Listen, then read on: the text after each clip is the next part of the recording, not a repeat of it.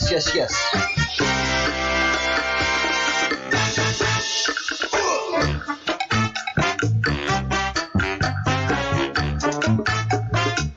All right.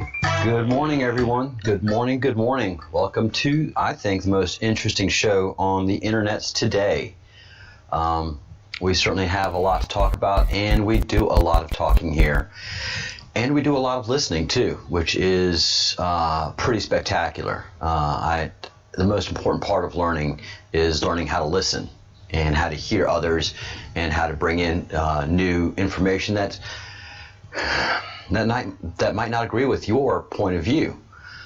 But that's how discovery happens. That's how truth is attained. And, that's how we stay sane in an insane world is by looking for the truth, staying with the truth, and listening to others to see what the truth is. I can't understand the point of view of countries unless I talk to somebody from that country. I can't understand the point of view of a race or a people unless I have those conversations. I don't have to feel guilty about anything because I haven't done anything against anybody, but I should learn and open my mind to everything that there is. Conversely, it would be really great if everybody else could do that too, because often you find yourself being so open-minded that you become submissive to ideologies. So, it's great to listen and learn, but you also have to stand up to what you know and what you believe. And through that process of listening, learning, and growing, which is something that the Law of One really encourages people to do, that teach, learn, you become more understanding. But if you, in one sense, become more understanding, and the rest of society doesn't grow in that understanding, things become dysfunctional. They really do. So good morning, Nemesis. Good morning, JLT. Good morning, everyone. Good morning, Graham. Hope you had a good acupuncture session. And the reason I say all of this stuff is that in several countries right now, several Western countries right now, we're having great problems with part of our youth. Germany had rioting going on night before last. I think in Dresden it was. London has had the same nonsensical stuff going on with rioters, and rioters continue in America, and only in cities that are run by liberals, in states that are run by liberals. And by liberal, I mean people that just don't obey the law and think the law is a problem. So America, part of the population of America, is no longer a country of laws. So you have law abiders, and then you have people that are law breakers, law haters. It's just not going to work out well like that. So many of the mayors of these cities have become mayors on leftist Marxist ideas and ideals, and they're only able to do that because of the hard work of so many capitalists. So these people are basically a cancer. They have not done anything in their own lives. They have not done anything with their own selves except complain, and they become very good at complaining, and they've become so good at complaining that a lot of people listen to their complaints and support their complaints. They have no solutions. They have no solutions. And so we have a good part of America now that is law intolerant, and then you have a good part of America that is law abiding. And those law abiding people are not going to back down. And the law breakers are going to keep on pushing and pushing. And for every action, there's an opposite and equal reaction. So this morning I'm doing some news and analysis. I think the reason that I feel so strongly about this right now is something that I saw on Twitter,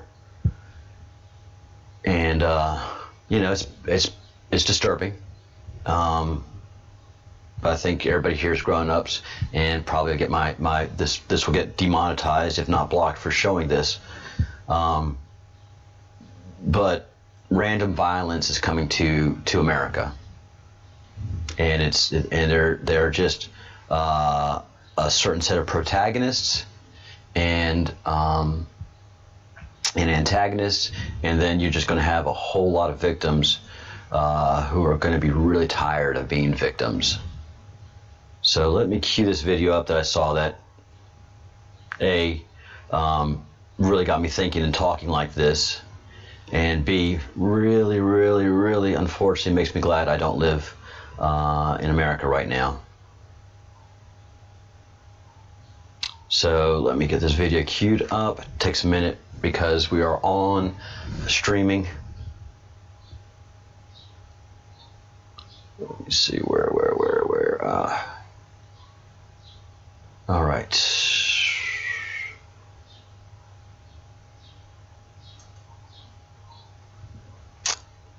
Good morning, folks. Good morning, good morning. I hate to start your morning off with something like this, but this is what's happening and going to be happening a lot in America. More and more. Just random violence. So, part of the Great Awakening, guys. It's part of the Great Awakening. There's going to be a lot of growing pains. So, here we go. A man is assaulting another man in Macy's, and for no good and apparent reason other than racism.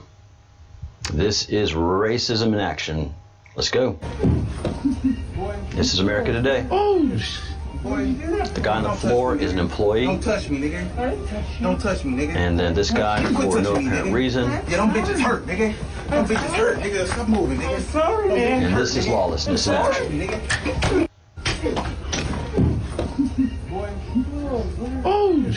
Boy, don't touch me, nigga. Don't touch me, nigga. Don't touch me, nigga. Don't quit touching me, nigga. Yeah, them bitches hurt. So yeah, it's got a concussion there. And then this next hit that we didn't get to see it, that's a broken jaw. The man's jaw is broken. Just for working at Macy's. Don't touch me, nigga. Don't touch me, nigga. Just for working at Macy's. Quit touching me, nigga. So this is what we have to look forward to for this Sorry, man. Hurt, nigga. I'm sorry. many years. There's only one solution to this, and this is applying the law. You know, and Epic was talking about, you know, can't we just get the evil out of people? Can't we just detox the evil out of people? It'd be nice. But then again, why do all the law abiders have to affect their lives because of these evil people? I don't know. It's just to me, that's why I'm not very kumbaya-ish, and I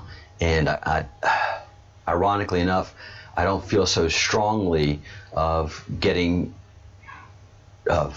removing right and wrong from the human soul. So, you know, remove wrong from the human soul, and we're bovine. You know, we're cattle. I just don't know. I have a very mixed emotion on this. I think human responsibility, the responsibility of the individual, the responsibility of the soul, is important and should be always measured. So, but this is breaking news. This is what's happening in America. Yeah, it's very painful to watch, JLT. And unfortunately, I'm going to have to start spreading this around, put it on my Facebook, and having people to watch this, because this is ultimately what happens when you take that journey of choosing one race over another. So instilling that Black Lives Matter more than white lives in a society, you generate racism. It's just it's just the ultimate path, you know. I was in the Army. I was in Louisiana. I've lived with black folk all of my life.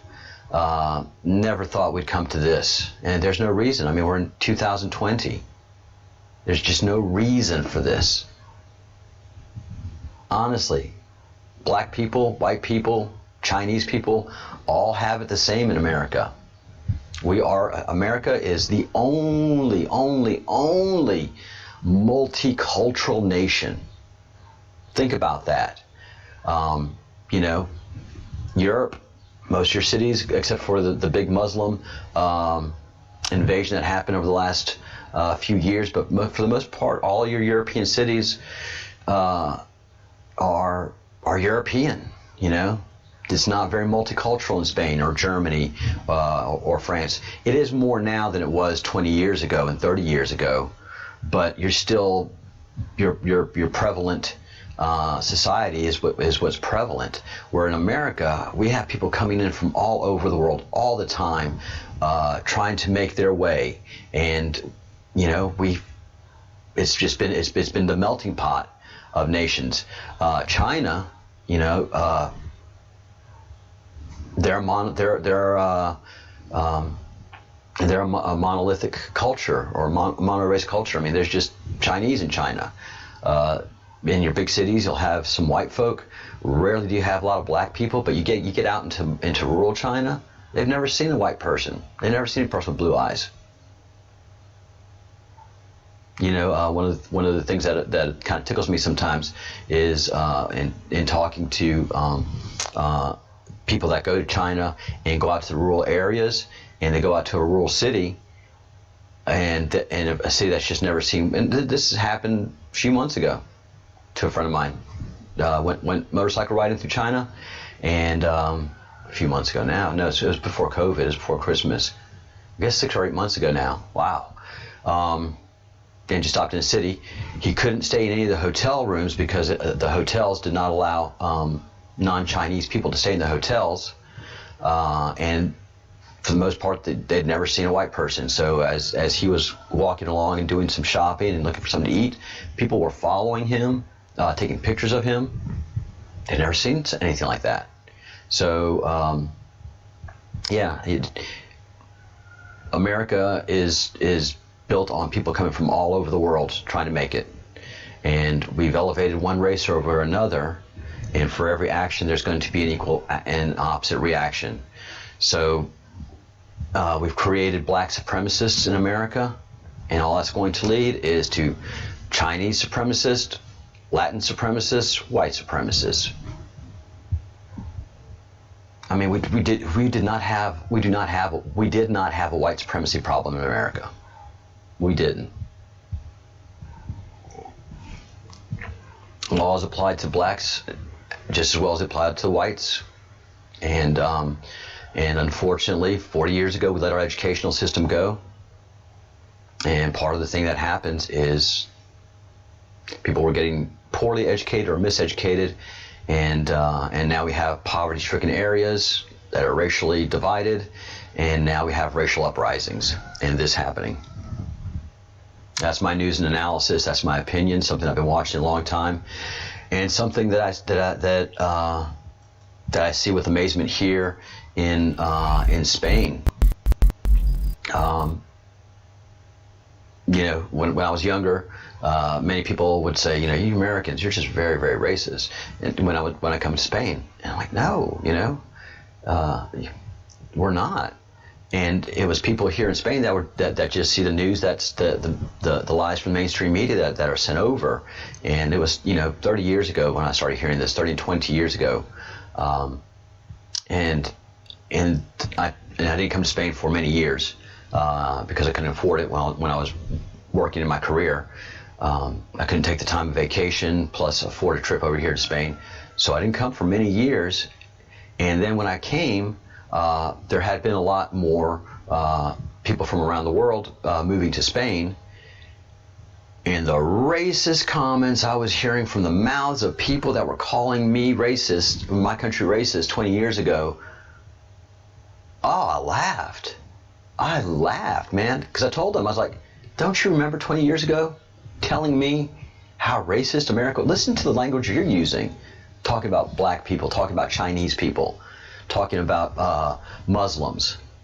And in Spain, cussing is a way of life. Using derogatory terms is part of the conversations, and yeah, it's amazing. It is the Great Awakening is a great awakening, people, and because we are such an information-driven society now, you can't avoid it. 20, 30, 40 years ago, you could avoid all of these things that are happening in America, especially in a rural village here in Spain. But even in Spain, we're so connected that everybody in this rural village knows what's going on in America. They don't know what's going on with the European Union, but they sure do know what's going on with America, from one perspective only, though. From one perspective. Oh, I can definitely see better days, JLT. I definitely see better days ahead. That it's life and humanity is just like sailing. You're tacking all the time, left and right. The journey is long. The human journey is long, and it's going to be. It's a wonderful journey. It is a wonderful journey. Bad things happen to good people. Good things happen to bad people. It rains on the just and the unjust alike. So that man that's beating that poor sales clerk, imagine his life and the hell that he lives in his brain. And the thing is the segregation now is so strong in America. The segregation is so strong that if you go into certain minority communities, the way they see the world is not at all the way we see it. At all. The conversations that are being had in the Jewish term was ghetto. Ghetto is a Jewish term, but we have now ghettos all over America. That are black, that are Latin, that are Chinese, that are Korean, and so we've gone from being a melting pot to creating ghettos again, and it's just reactionary. All of it is reactionary. We stopped being a country of laws and being a blended country to allowing Marxism to create division and hate. And that's what that's the only thing Marxism can do, is create division and hate. Marxism affects a country that is moving along well, and whispers lies into the poor. That is the rich that are causing you to be poor. That is the white people that are causing black people to be poor. That it's the Latin people that are causing the black people to be poor. Chinese are taking all the jobs away from the black people. The list is endless. You can go on the internet and you can hear all of it. This is nothing new. But all of that just creates more division, and then it is absolutely fed by the mainstream media, because they get more clicks, they get more action that way. They don't care. Journalism has no responsibility in anything anymore. They have no accountability, so they're just fine with watching it all burn. They're happy. This is great days for the media. They've never been so popular. The country's burning, and they're fanning the flames. And everybody that I knew in journalism, they wanted to change the world. Congratulations, guys. You've done it.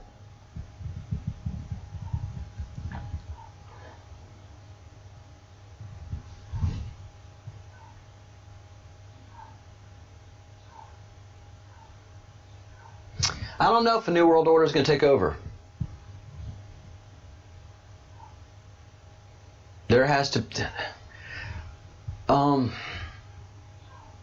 The one thing that is consistent about humans is that we will fight any kind of order, any kind of government, any kind of thing that you try to bring. We even fight gods.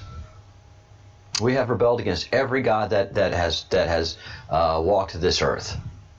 Every single one. It's written all in every religion.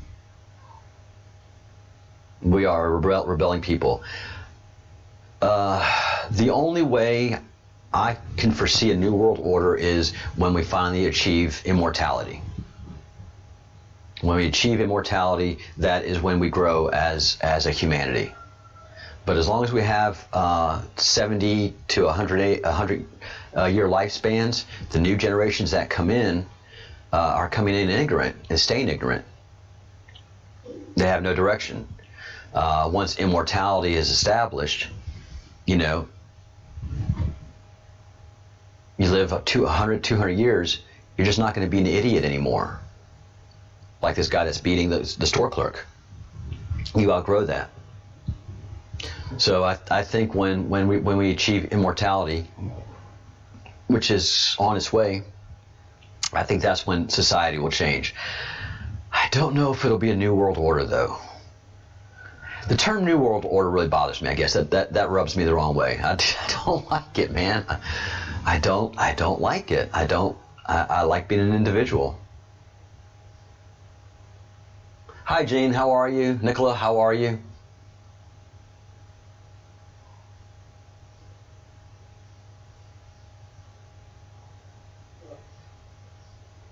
Yeah, we have to redo the way we do prison.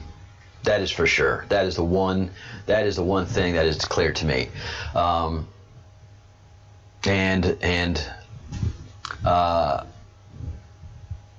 have spent one night in jail because of a traffic ticket that I didn't pay, and I was pulled over in Georgia in a rural town, and I had an outstanding ticket that I just didn't even know about, and it was late in the afternoon, so I'd have to see the judge in the morning because there was a warrant out for my arrest.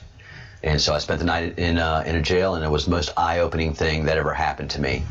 Yeah, most of the people that end up in jails and prisons have mental health issues of some kind or another. Your average person works very hard to stay away from the police and not have police interaction.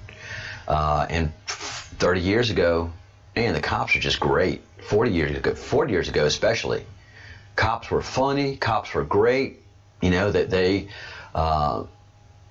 you know, when I was in my teens, anytime I'd have interaction with the police, especially during my rowdy years, you know, I got a good talking to from a fine, upstanding man.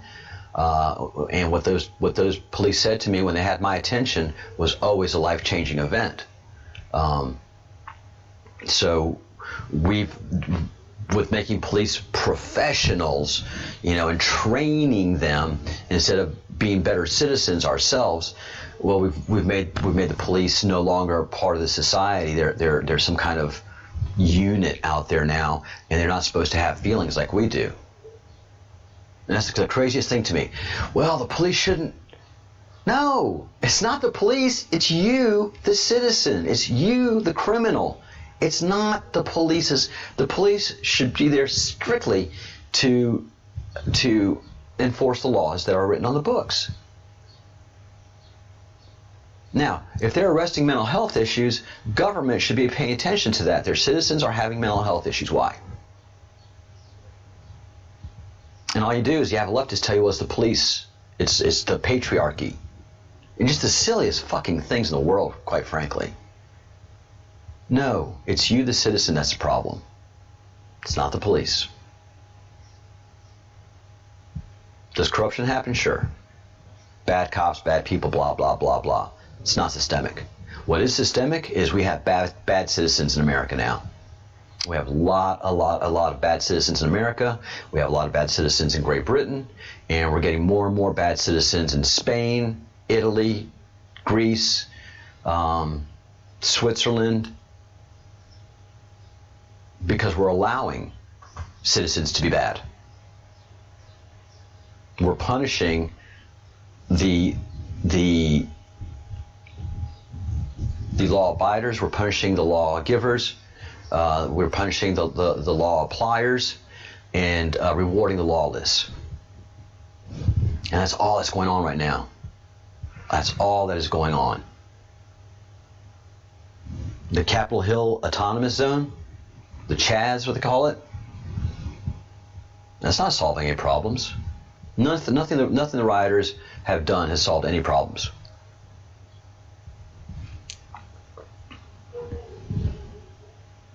Morning, Joshua.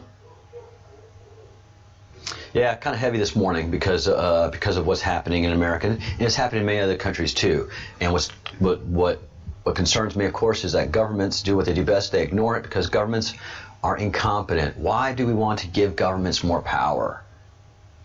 You know, why in the world would we want to have government medicine? Why would we want to have free medical care and put the government in charge of that? You're just putting the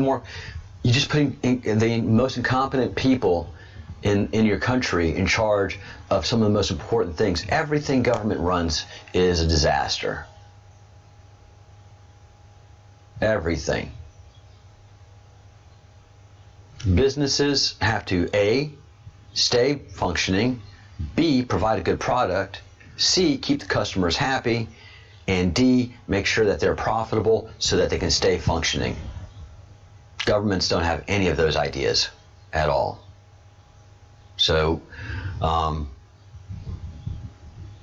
they lie to us, and they lie. So NASA, JPL, and everything that's out there just is a disaster. What works is you, me, you guys, you, us citizens taking care of our country and holding our elected people accountable, our federal institutions accountable.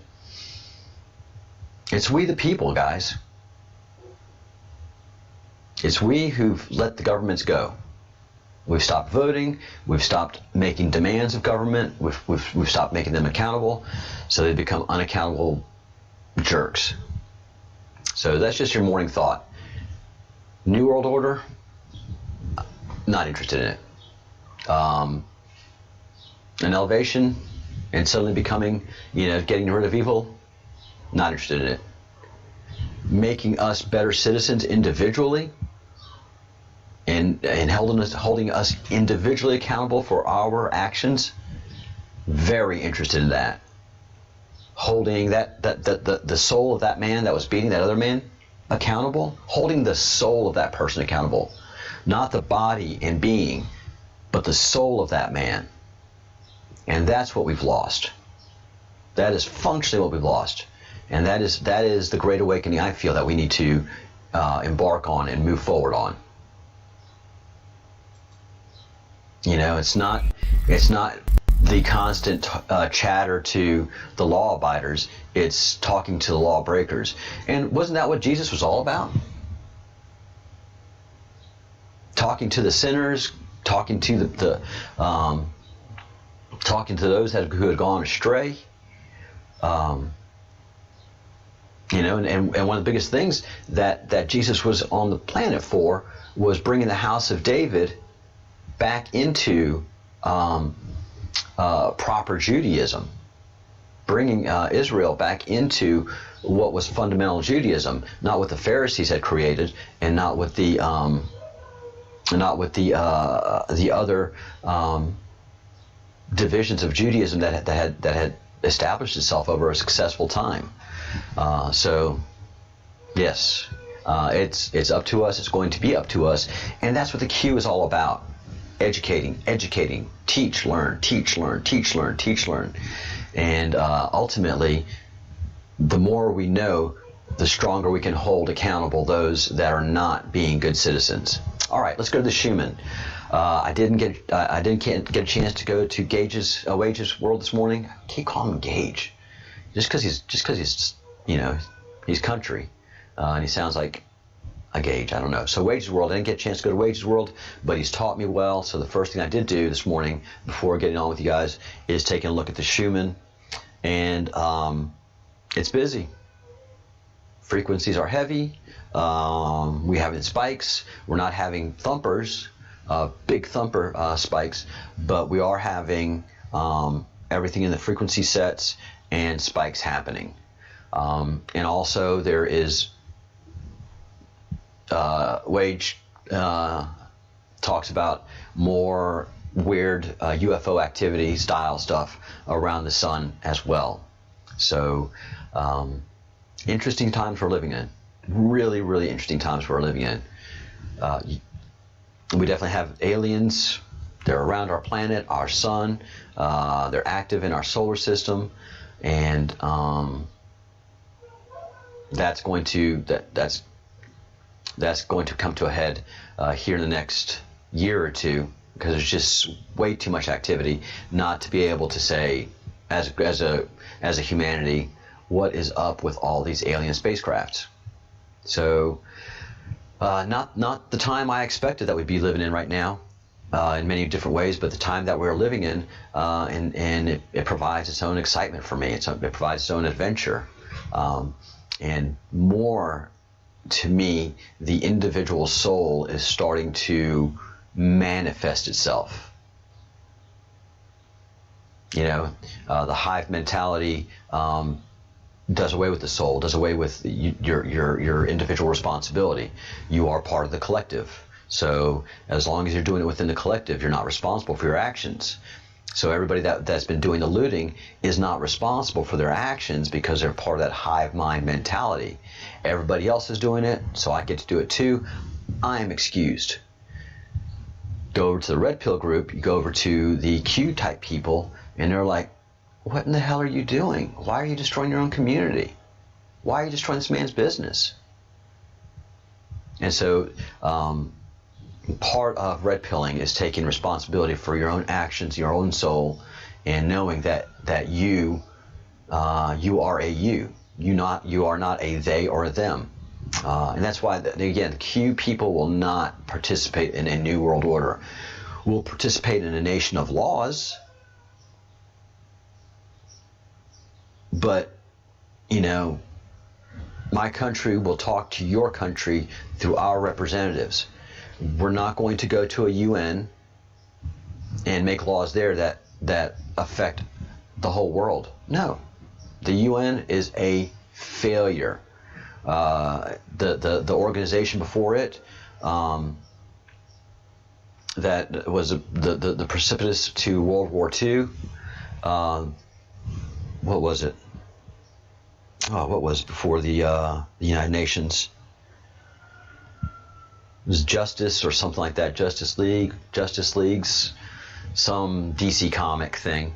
But there was a United Nations type organization before the United Nations, and every time you try to do that, every time you try to have a top-down structure of organization, always fails.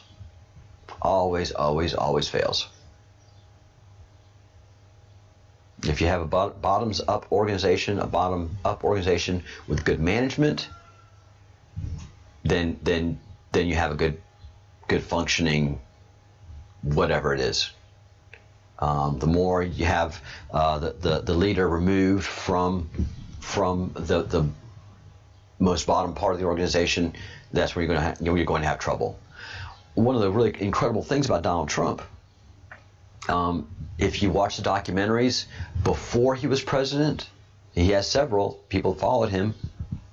One of the most powerful things, one of the reasons that Trump was so successful as a builder and as a real estate guy, is because he would always go look at his projects,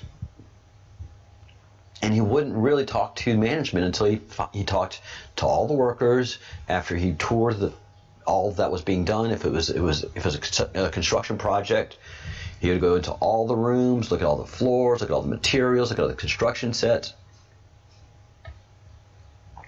talk to all the workers he could without management, glaring at them, ask them the hard questions. Is this the best product? Are you working with good people? Is a company that's supporting you in this? Do you feel supported? Because as long as that worker feels empowered and like he is doing something, then he's going to do the best job possible. And if he is being acknowledged from the big poobah, the big man up top, and he can have that conversation with them, oh no, sir, Mr. Trump, we've been waiting for this material, and what they provided to us has not been the best. I talked to my friends in other companies that use other materials, and they say they get much better activity out of it. They get much better results, and that's when Trump goes to his manager and says, "Why are we using this company, and why are we using this product?" "Well, we're saving money, Mr. Trump. We're saving money, and I think we're getting a good deal." Well, I just went and talked to a whole bunch of people down here. I'm not telling you who I talked to, but this is the information I'm getting. These are the results I see with my eyes. Let's get everybody into a room, suppliers and vendors, and you and me, and we're going to work out, because I want my project to have the best products for my customers. And that's where that whole Trump mindset is. It's going to be huge. It's going to be great. It's going to be the best, because you got to push that from the top all the way down to the bottom and encourage that person at the bottom to feel like they are the best, so that they'll lift the company. And if you go to a Trump Tower, you stay in a Trump hotel, I mean, it's all the best. All of it. And so it's never a whiff of racism, never a whiff of white supremacy, in all of that. The people that worked for Trump, from the doorman all the way up to the vice presidents, were well compensated and still are, and felt and feel pride for the company that they work for, because the leader of that company instills the best. Period. And if anything is not the best, he wants to know about it, and he wants to make sure it's the best. And that's why he projects that in his leadership style. So, that's why I want this Trump idea to continue in the country, that you are the best. Each citizen should be held accountable and should be trying to make his country or her country the best country possible. You don't do that by rioting and destroying. So, over the next many years, America is going to have a great awakening, a long, tall look at what they're doing. Half the country's not going to like it. All these social justice warriors that are blaming the patriarchy for the ills of society, rather than holding themselves accountable to having a good job, maintaining a good marriage, and having children to make sure that the nation remains functional and prosperous.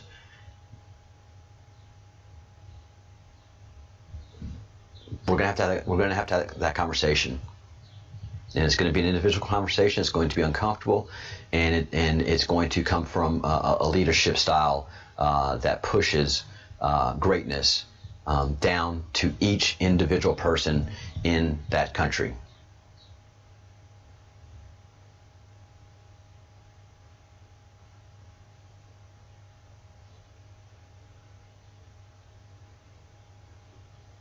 So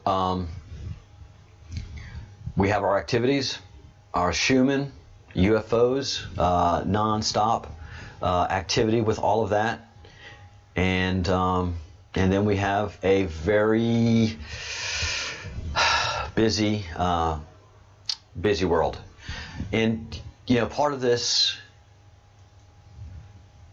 going back to the solstice, definitely the governments are hiding something. Most of the Western governments know something's going on in space and with the sun and all these activities.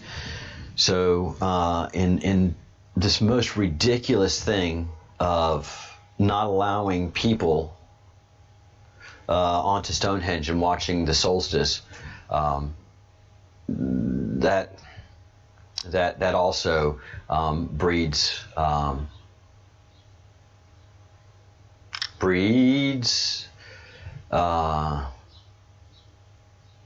contempt in society. And so we are just being pushed as citizens and individuals, and I'm glad, because being sheep and sleepwalking through life as we were 30, 40, 50 years ago. Just that everything is okay, we're fine, everything is okay, society is set. That's just not the way to exist. And being so asleep for so long has allowed for what's happening now to happen. So for, again, every action, there's an opposite and equal reaction. And something that Joshua pointed out the other evening was that, governments run amok. There's no accountability. They do what they do, and they never go measure their success or failure. And I think that is something that we're going to have to instill in all of our governments, to see what programs they have, and are they successful or are they failures, not by their measure, but by the citizens' measures, and by our measurement. Citizens are board members of the corporation. We're not workers. We don't work for the government. We are the government. We're the board members. We have a responsibility in making sure that government works, and we have absolutely let that responsibility go away. I was part of government. I could see it. Citizens don't care what governments do until the mainstream media makes a big uproar about it and manipulates the news. So, we spend hours on Orange Man Bad, and we know Jeffrey Epstein didn't commit suicide.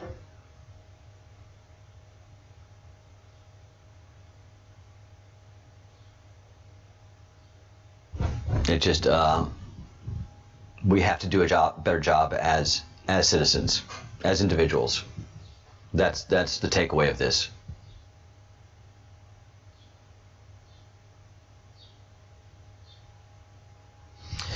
That'd be nice, Kate. It'd be nice to know where the Stonehenge solstice marker is, and where you're supposed to take that measurement from, and then see where the sun actually sets or rises. So any reporting that you could do, Kate, if you have to put on camouflage and low crawl to that location, that would be very, very, very, very, very appreciated.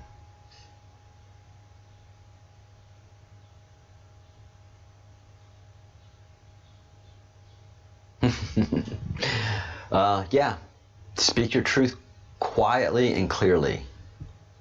And yeah, I do believe we have to do something here before we kind of wind things up.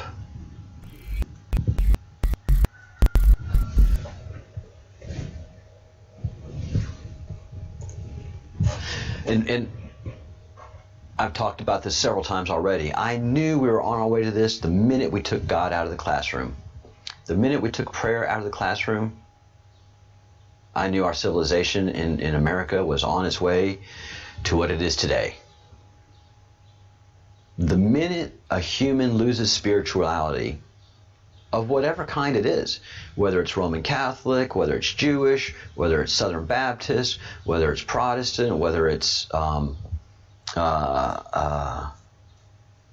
Hopi, whether it's Zoroastrianism, whether it's Hindi, once a person loses contact with the divine and the creator, this is what happens. You can't hold your own soul responsible for your actions. It's easy to become a hive mentality. That's why Marxism has to do away with religion. The first thing Marxism has to do away with is the idea of God. And the best way to get rid of God is through evolution and Darwinism.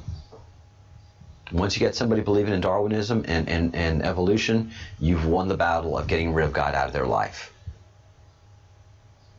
Once you've gotten rid of God out of their life, then you can control those masses as you wish. But if you have a strong relationship with your Creator and your God, then you are grounded, because you do what you do, understanding there's a higher authority that looks to what your behavior is and the ultimate destination of your soul. And if you're in a constant process of maintaining your soul by going to church, by going to synagogue, by reading Torah, by reading the Holy Bible from cover to cover, not having it be spoken to you, but doing your own reading and knowing what your religion is. That's the fundamental failure of Christianity. Christians don't read the Bible from cover to cover. So they really don't know the religion, quite frankly. Jews read Torah in synagogue every year. They start from Alpha, and at the end of the year, they end on Omega. So most religions outside of Christianity really know their religion. And all around the world, we do have people that are abandoning their religions in India, in just all over the world. And in doing that, you abandon that check on your soul and on yourself and on your being. So the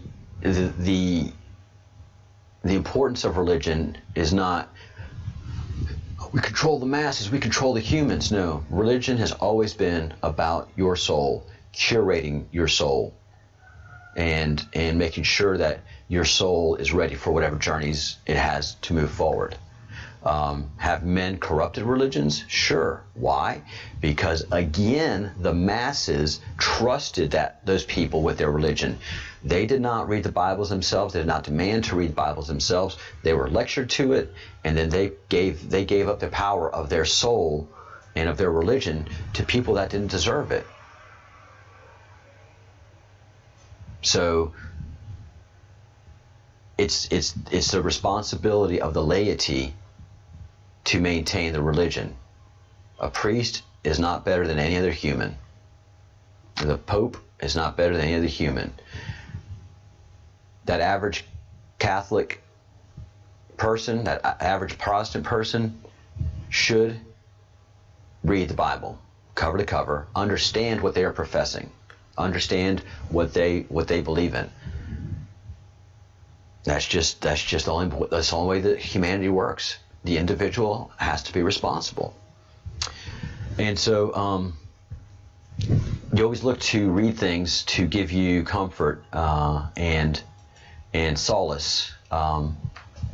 And Torah, the Bible, is something that is great. Every religion has it. Sometimes it gets complex.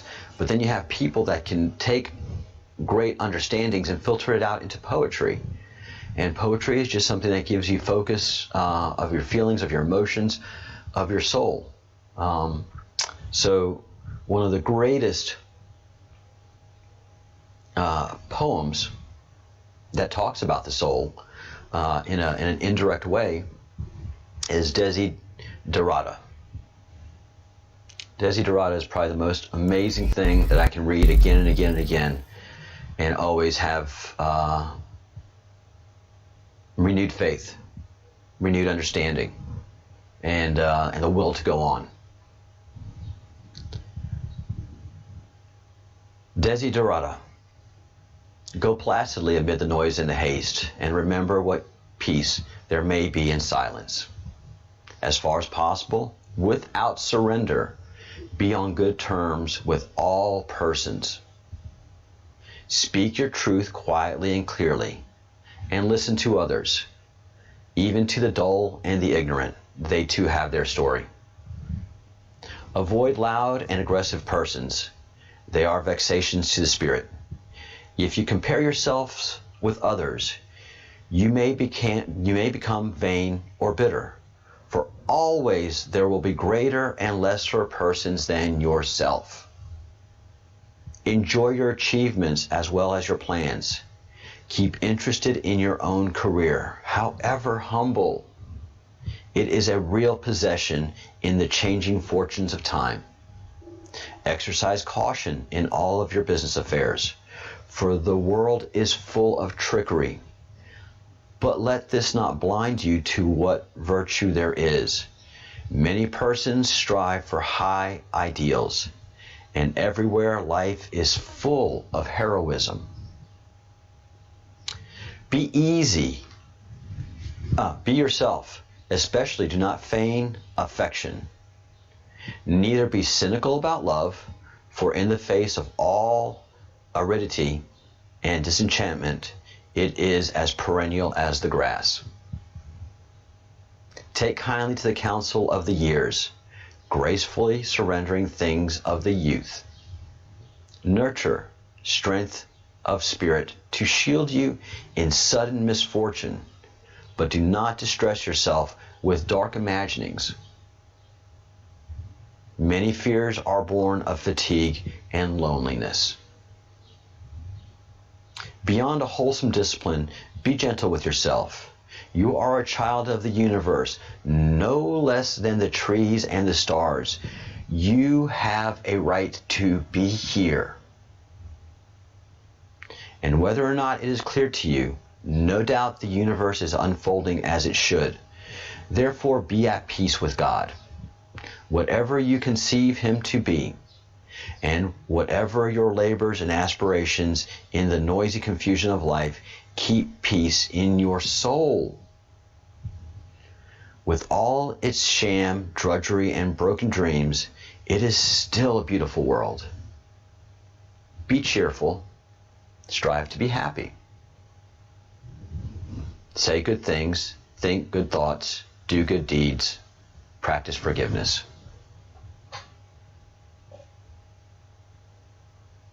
It is a sham, a drudgery, a world of broken dreams. But it is still a beautiful world. And you have the right to be here, as everybody else does, as the black person does, as the Chinese person does, as the Spanish person does, as the Jewish person does. Everyone that's on this planet has the right to be here, but you have a responsibility, and you have a responsibility to your soul. And that is what this amazing poem speaks to.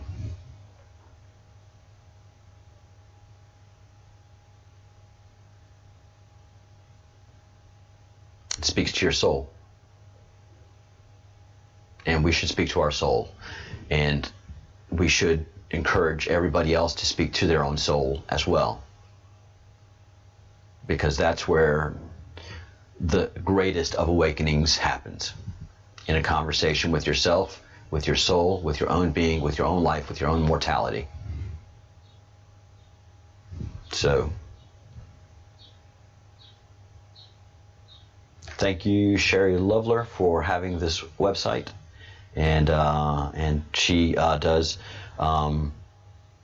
calligraphy and will render this beautiful poem in any way you like. So, desiderata.com if you want to get a copy of the poem and give it to friends and post it, because it's powerful words. Yep, there's nothing free. If you're getting something for free, then you are the product.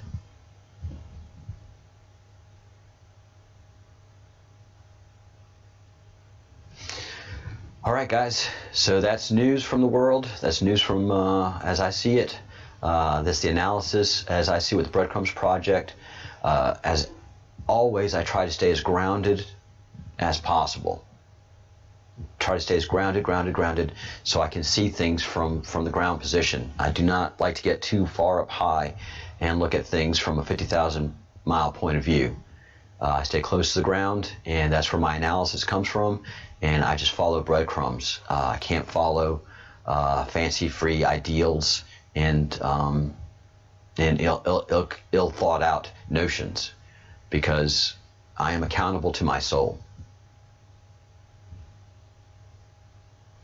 And as Nemesis says, please give a thumbs up to this video. I'm going to wind it down in 4 minutes, and then we'll move everything over to the chat. And Nemesis is in charge of the chat.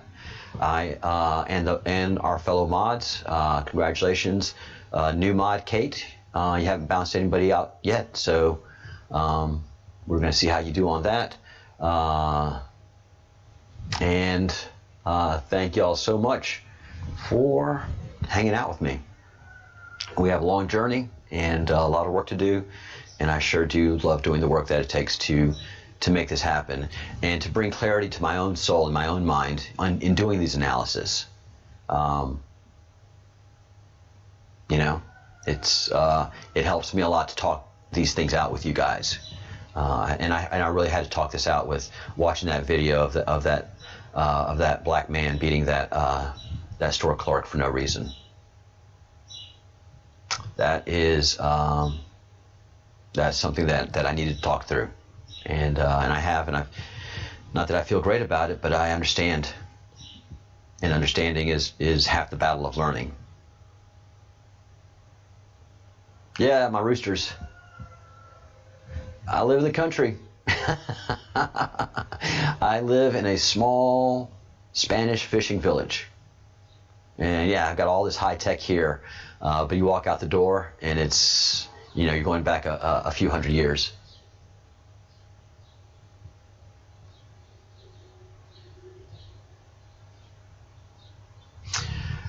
All right.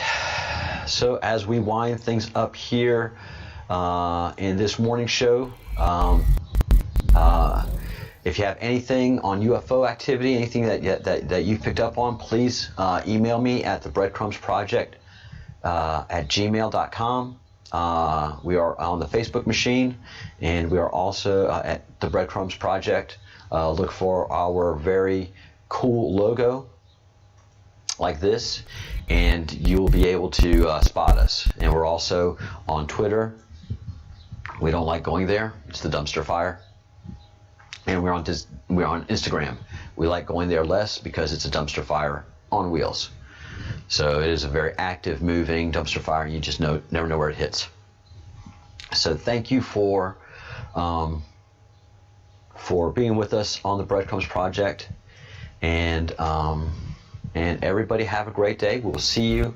Let's see, 6-7 hours from now for the next live and the wind down. There's going to be a lot going on throughout the day, and we'll talk about that this evening and talk more about the QMAP and analyzing that and doing our homework there. And what I'm doing with the QMAP is the same thing I did with the Bible when I was a Christian. Okay, I'm saying I'm part of the Q, and I'm down with the Q. What does that mean? I better learn everything about the Q as I keep professing my Q faith. And same with being a Christian. If you're saying you're a Christian, you better read that Bible. You better know what you're talking about. You better know what you're swearing to. Whenever you being an American, you better know the Constitution. We were taught the Constitution, Bill of Rights when we were younger, not anymore. Not every American just says, "Oh, that's unconstitutional. Oh, that's unconstitutional. Oh, that's unconstitutional." Not one of those people that read the Constitution are saying that's unconstitutional. They don't know what the Constitution says. They feel power in that. The patriarchy is unconstitutional. What? All right. So please practice the best life possible. Practice everything that you can to nurture and care for your soul, but don't just feed it sugar. Make sure that this foundation is strong, that it can take hits. And that's one of the things that this poem talks about is be strong in your faith. Don't just take it for granted. So be grounded in everything that you do. And so even though I like for people to say good things, do good deeds, also be very realistic on the ground you stand on, and be ready to protect yourself and defend yourself when somebody tries to attack your soul and your good nature. Because that's one thing that evil does. It looks for good and tries to attack it and demoralize it. Don't let that happen. Whatever your faith is, you get deeper into that. And that's part of the Q too. Whatever your faith is, practice it and get deeper into that faith. The Q doesn't say what faith is greater than any other. It talks about all of the ancient faiths.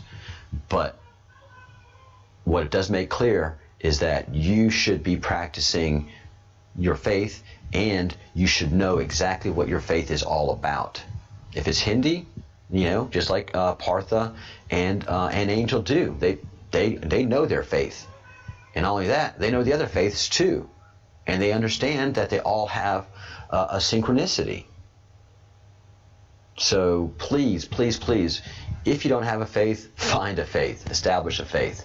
I take great joy in Judaism. I take great joy in the Torah. I take great joy in it, and the Talmud, and all of the wisdom that it just piles on, man. It's just great. And in Judaism, you're also encouraged to argue, talk about your faith, discuss your faith amongst other people in your faith. Like I said, whenever there are two Jewish scholars in a room, there are definitely three different opinions, because they have to keep the discussion and challenging of the Torah alive to make sure that Judaism stays strong. So, if you're a fighter, if you're a boxer, if you're anything, your offense is good, but you got to have good defense too. You got to be able to take a hit. You got to take a few good hits and be ready to deliver your hits. So that strength, character, snowflakes don't have any of this going on. Not a bit of it. So, think good thoughts, do good deeds, say good words, be forgiving of yourself and others, and get rooted in your faith, get strong in your beliefs. And just because you're strong in your own faith doesn't mean that you're taking away faith from anybody else.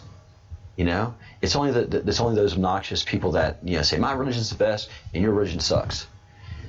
Get strong in your religion. Know that your religion has a synchronicity with all the other religions and faiths around the world, because they were established by the one good and worthy Creator.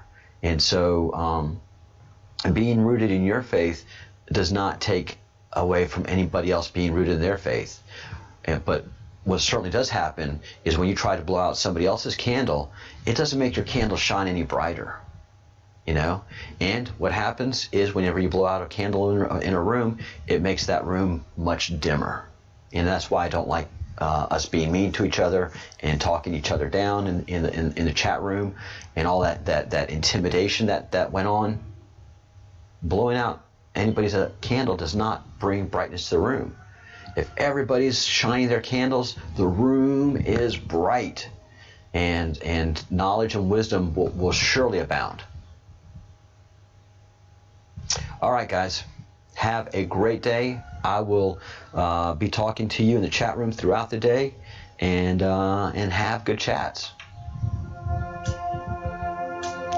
And one of the most important things about the chat room is that I do try to stay out of it. I do look into it, but I've got strong opinions, and everybody else has opinions too. And if I go in the chat room and start exercising my opinion just like I do here on the live chat, I'm inadvertently blowing out somebody else's candle.